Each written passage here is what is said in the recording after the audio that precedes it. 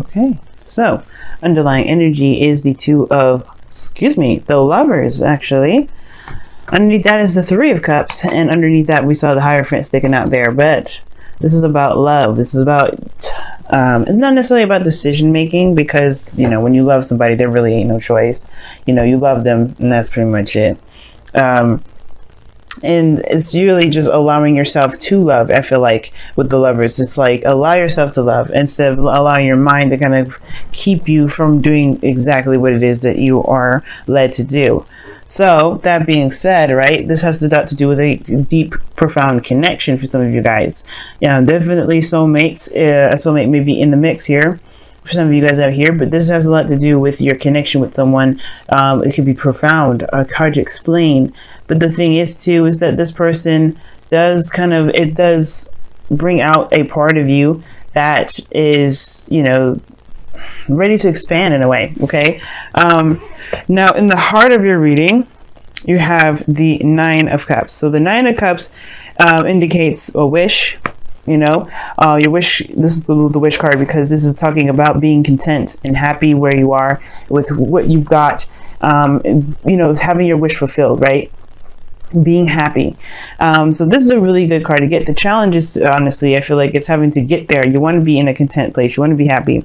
You want to feel good about it. But the thing the obstacle that's crossing right now is if it's worth the steps guided to take at the moment, the steps that's there to take. Now with the Five of Swords, this can indicate an empty victory, or feeling like there's some things that you may have to do in order to get to happiness that you may not be wanting to do in the first place.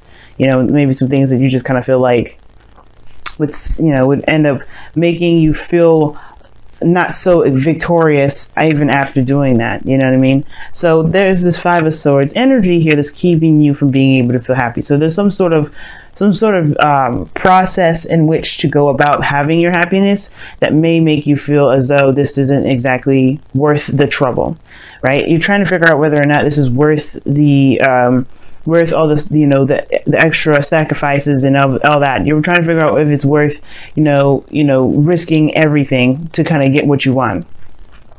Now, in the past, you have the Four of Swords. So definitely taking a rest, definitely taking a moment to relax a little bit.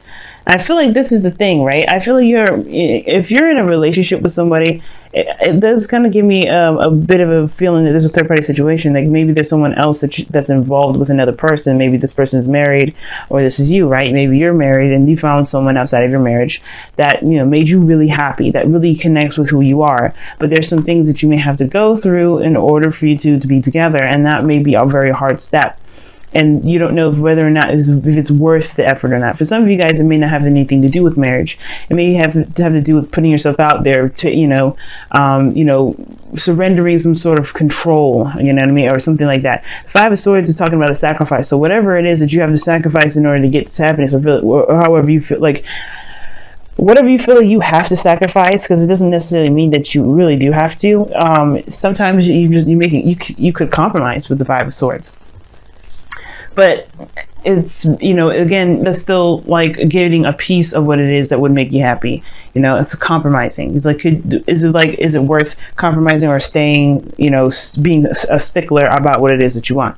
Now, I do feel like you guys took some time out to reflect on a lot of this. Took a lot of time to really think about what it is that you want. Really heal and reflect. Because now you have the Knight of Wands, which talks about kind of going with the flow, in the sense of like doing what you love to do, doing what you want to do, only what you want to do. You could be dealing with somebody that's a little bit inconsistent, someone that's an in and out, someone that's a player, or this could indicate here that you guys are trying to, you're just kind of doing what you can in the moment, right? Doing what you want to do in the moment, not pushing it, not stressing it, not anything like that. Now, the Knight of Wands is very Sagittarian, even though it can represent an Aries or a Leo. And I do feel like for some of you guys, with the Knight of Wands coming up, it could indicate that you guys, may be dealing with somebody that, it's very passionate, very exciting. You may have an age difference too, because he did have the Hierophant. We just see that pop out just a little bit. So it could be that this person's has a different age, and that may be something that may be difficult for you to kind of transition you know, trying to figure out whether or not it's the, you know, if you can handle the age difference for some of you guys. Because ultimately everything leads to a choice. You have the Two of Pentacles that leads to the future. You have to make a practical decision, but it's a decision based off of your emotions. So whatever this Two of Pentacles is, I don't know if you're distracting yourself or you're trying to actually make a decision here, but it's most important that you focus on, or you look at what you feel about these options, because you know, you can pick any of the two, but if they, you know, if they don't do anything for you, I mean, you got to figure out which ones really resonate with your emotions, how they make you feel. This is a relationship, not a business.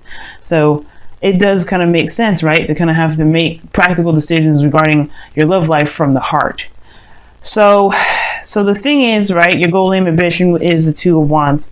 So this is really talking about making a decision and going for it, you know, just going ahead and just making it happen, you know.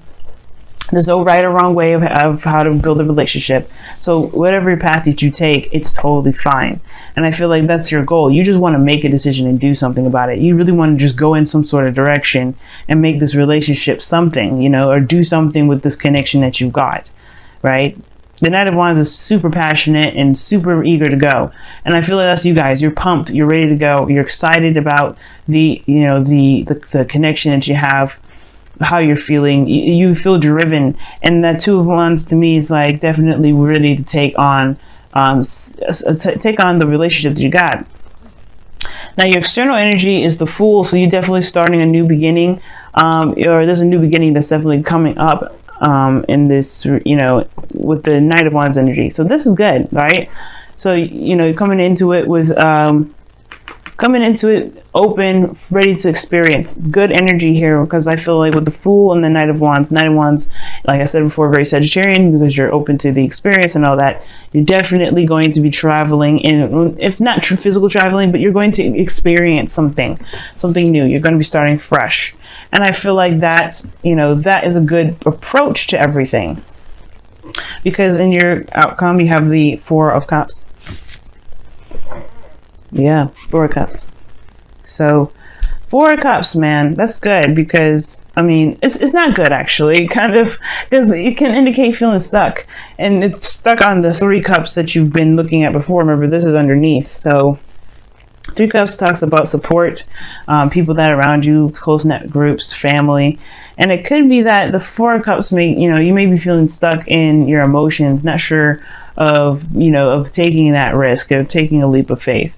But in a way, it looks like you already are. Like you already are, but it feels like you kind of get stuck. I'm going to pull a clarifier for your outcome, because I wonder why you have so many good cards here, but then get stuck here at the outcome.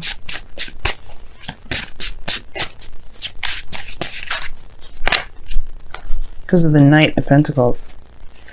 Because you change your mind, maybe? Somebody changes their mind. Someone changes how they feel, or somebody's emotions change. Or perhaps somebody that comes back from the past that you know definitely appears, and you're not sure if you're gonna get the same old BS, or if you're gonna get something new. Yeah, that's a hard one. Knight of Cups and the Knight of Wands.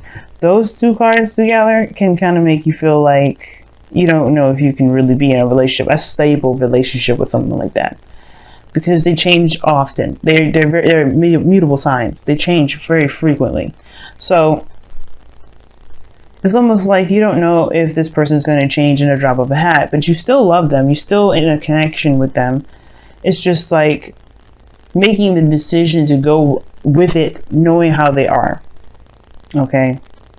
And if this is you, this is about like kind of going based off of truly how you feel, right? Following what you feel, focusing on what it is that you want.